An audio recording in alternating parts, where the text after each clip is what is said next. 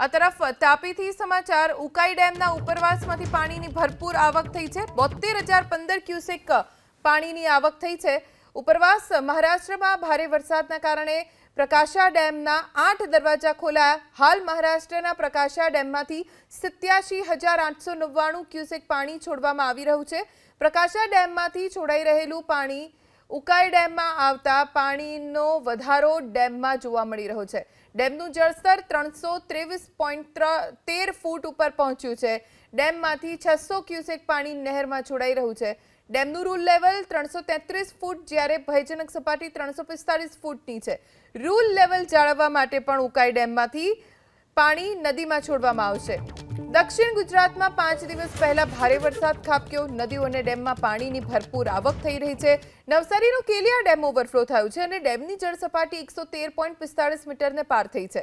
ડેમમાં 263 ક્યુસેક પાણીની આવક થઈ, જેના કારણે ડેમ ઓવરફ્લો થતા 23 ગામને એલર્ટ રહેવા માટે કહેવાયું છે।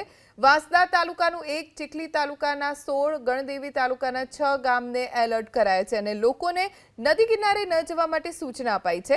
જો કે ડેમ ઓવરફ્લો થતા 19 ગામના ખેડૂતોને ફાયદો થશે, કારણ કે આ ખેડૂતોને આજ ડેમના પાણી સિંચાઈ માટે આપવામાં આવશે।